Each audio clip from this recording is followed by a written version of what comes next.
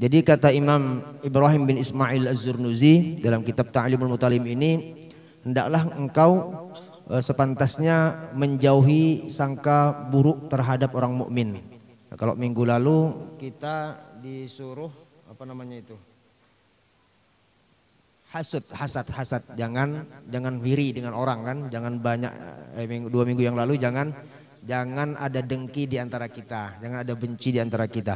Kemudian sekarang kata beliau, hindarilah sangka jahat, sangka buruk, sangka yang tidak, yang baik itu jangan dihadirkan di dalam pikiran kita, dalam hati kita, dalam sangka-sangka kita. Kenapa? Yang demikian itu mansya'ul adawah, itu adalah sumber daripada semua permusuhan. Terbitnya adanya permusuhan itu bermula dari sangka buruk, sangka jahat, hati yang kotor. Nabi kita SAW bersabda, la yahillu dzalika, yang demikian itu pun tidak boleh, haram hukumnya sangka jahat terhadap orang mukmin.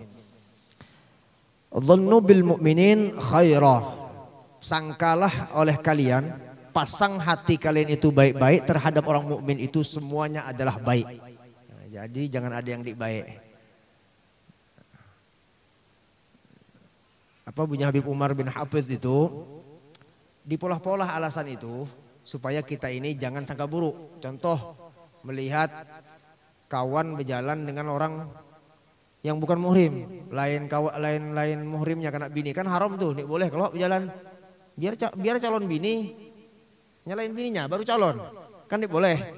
Nah, habis itu kita melihat, kalau orang menyebut inya berjalan dengan pacarnya, itu namanya sangka jahat. Walaupun wallahu alam hasil keputusan ini tahu lagi jelas apa enggak gitu kan. Nah, tapi dipolah-polah aja supaya jangan jahat sangkaan etam dengan orang mukmin itu. Anggaplah mungkinnya sudah nikah siri. Oh, barangkalinya sudah nikah itu. Nah, dipolah-polah. Bunyi gurus kumpul tuh dimuhtamilkan, diihtimalkan aja. Diada-adakan alasannya tadi, diada-adakan. Kawan diturun, jangan dulu sangka jahat pembayutnya, wak yo. Baru sekali diturun. Pokoknya dipolah-polah, apa alasannya? Oh, mungkin ini bantu mamaknya. Oh, mungkin ini sakit gigi.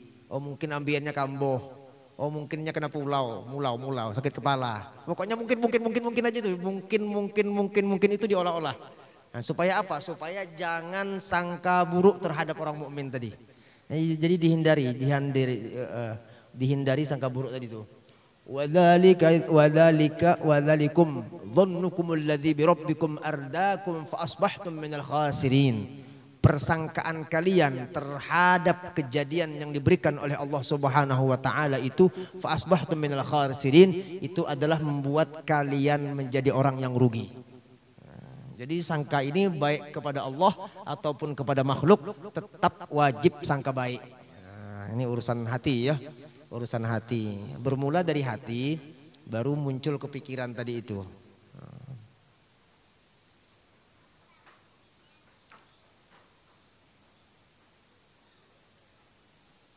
Wa innama yansha'u dzalika min khubuthin niyyah, bahwasanya terbitnya sangka jahat itu gara-gara kurang baiknya atau jeleknya niat.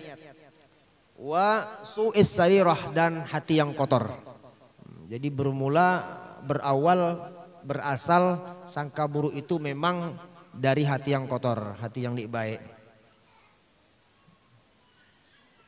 Jadi ini PR bagi kita ya, PR bagi etam. Bahwasanya dengan siapapun kita berusaha mudah-mudahan jangan sampai ada sangka buruk.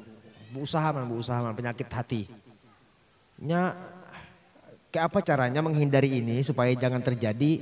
Kita cari tahu apa akibat orang sangka buruk. Apa akibat orang sangka buruk? Su'udzon menyebabkan su'ul khotimah. Na'udzubillahi min dzalik.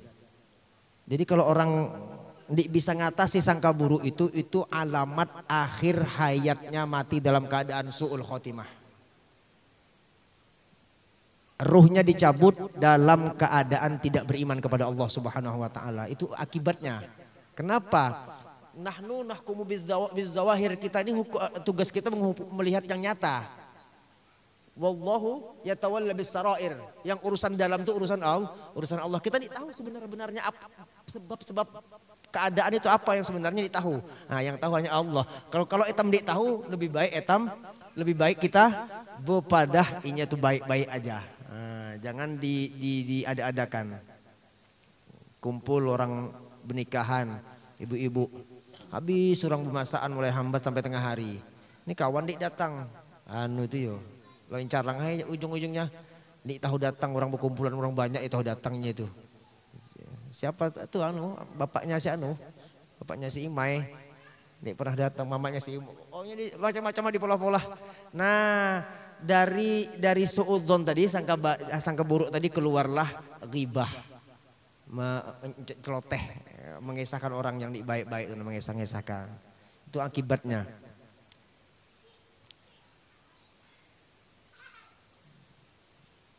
In arada an yuhtamma bil husna fal yuhsin dhannah. Bunyi Imam Syafi'i, kalau kalian ingin akhir hidup kalian itu dalam keadaan husnul khatimah, maka perbaikilah sangka-sangka kalian itu. Mudah-mudahan mati dalam keadaan husnul khatimah ya. Nah, kita kalau sangka baik ini pernah sakit hati man. Nyaman terus bila sangka baik itu. Yang merusak itu sangka jahat itu dia merusak. Orang kenyawanya tambah berpikir ada tuh nah, ada yang tidak tuh. Nah, itu dihindari, dijauhkan dari pikiran kita. Ini bagian daripada penyakit hati. Selama ini kita belajar sembahyang, belajar wudu, bujur sudah mandi wajibnya, pas sudah sembahyangnya. Nah, hati lagi dibujuri. Namun sembahyang Fatihahnya sudah berijazah, takbirnya pas sudah ruku, cuma hati macam-macam. Awak ini kisahnya mas sembahyang yo. Padahal mau cari suara, pencitraan. Orang baik-baiknya sembahyang daripada pencitraan mahwa nih. Dulu mana pernah datang, benak pencalekan baru datang. Jangan, tetap aja positive thinking. Punya orang mengalun dia positive thinking. Ya, husnudzon namanya, positive thinking itu husnudzon, sangka baik ya. Bila orang minta maaf, maafkan. Yang bawa kekerasan, guru lamun dimaafkannya nokoi, tahu nokoi? Behimat. Nokoi apa bahasa Jermannya tapi nokoi itu bemahot. Bertambah parah kayaknya. Bertambah parah. Tetap aja sangka baik itu ya, tetap aja sangka baik dengan Allah, tetap aja sangka baik dengan makhluk. Itu tadi ya, jadi akibatnya yang paling fatal itu kalau kebanyakan terlalu sering dilakukan suudzon tadi, sangka jahat. Ini ada kawan baru gabung baru gabung majelis. Bunyi kawan jangan sangka buruk. Iya, jangan suazon bunyinya. Jangan suazon. Nah, ada kawan nyebut suazon itu. Suudzon. Su jahat, zon sangka-sangka. Suudzon. Suazon. Suudzon. Sangka jahat. Sebuting dingin diamalkan mahal dah nilainya itu. Sebuting itu mahal dah.